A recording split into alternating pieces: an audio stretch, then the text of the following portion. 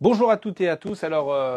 Mediapart a révélé les images de ce qui est arrivé au jeune Eddy. Vous savez, ce jeune qui a été pris à partie par une brigade anti-criminalité, une BAC, avec d'abord un tir de LBD, puis voilà, ils l'ont frappé au sol, etc. Et vous avez vu le témoignage de ce jeune et qui a entraîné derrière la mise en détention provisoire des policiers, un mouvement dans la police de soutien à ces mêmes policiers, le fait que le directeur général de la police nationale fasse une interview dans la presse expliquant qu'il souhaitait que les policiers mis en cause dans le cadre de leurs fonctions ne puissent pas être en détention provisoire, donc dans le cas d'espèce, et le mouvement de solidarité qu'il y a eu derrière des policières et des policiers, vous savez, où ils ont fait des arrêts maladie, le ministre de l'Intérieur qui a couvert tout ça, et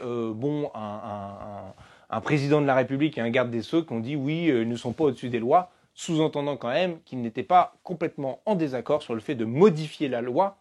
pour que tout ça soit davantage favorable aux policiers. Et c'est bien pour ça qu'à la fin, on finit par dire qu'il y a des violences policières qui sont systémiques et un racisme qui peut être systémique, puisque c'est sans doute une partie du mobile. Vous avez entendu sans doute dans les procès-verbaux qui ont fuité le fait que l'individu,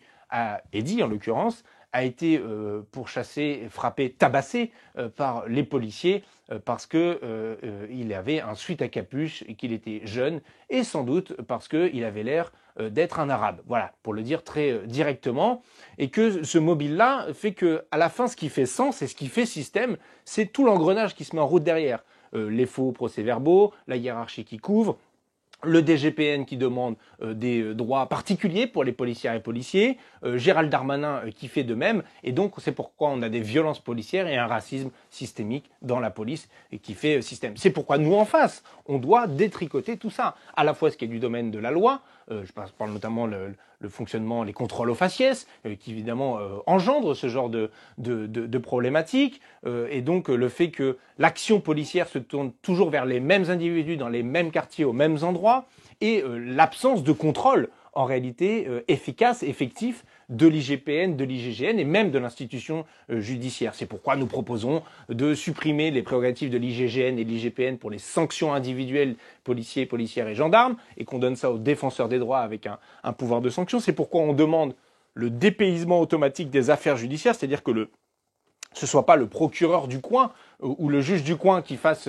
une affaire, qui poursuivent l'affaire, mais bien que ce soit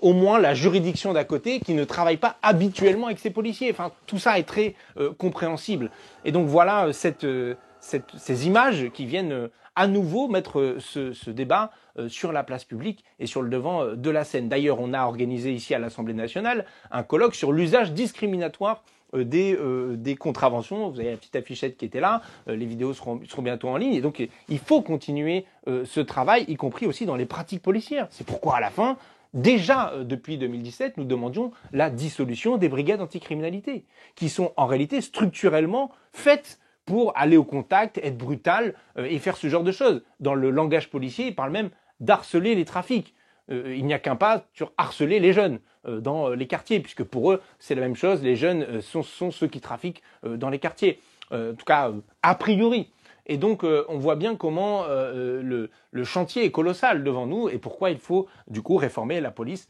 de la cave au grenier et aussi être aux côtés évidemment des familles de victimes qui demandent justice et vérité et vraiment répondre à toutes les attentes